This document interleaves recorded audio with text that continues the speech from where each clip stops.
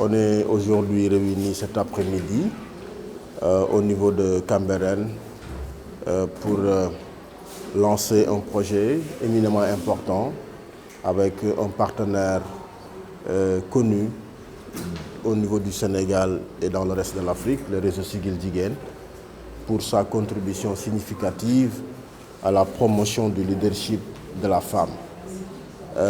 Aujourd'hui, au nom de Cambérène, nous sommes satisfaits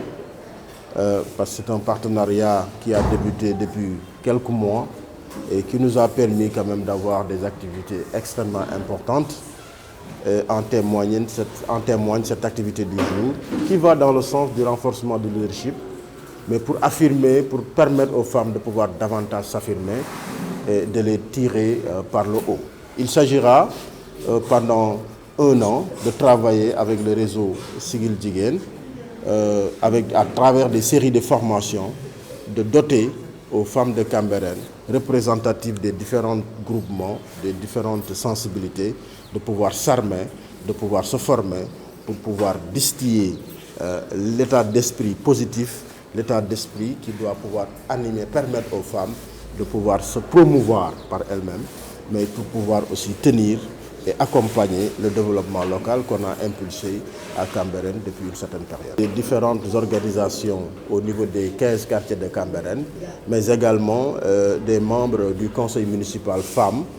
qui devront pendant quelques mois subir une série de formations. Et nous pensons qu'au sortir de cette série de formations, elles seront enrichies de connaissances, mais elles seront aussi enrichies de savoir-faire,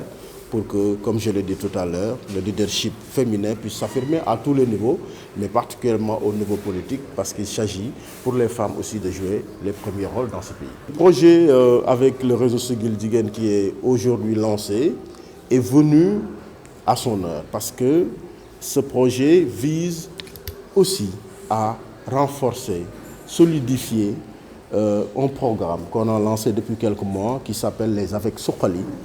qui intègre 3 éléments majeurs du développement durable: la santé, l'environnement et l'éducation et la protection des enfants. Donc on a essayé de voir comment renforcer ces AVEC qui s'étaient limités à l'aspect épargne et crédit, pour voir comment incruster un volet développement à travers la possibilité pour ces femmes-là de se couvrir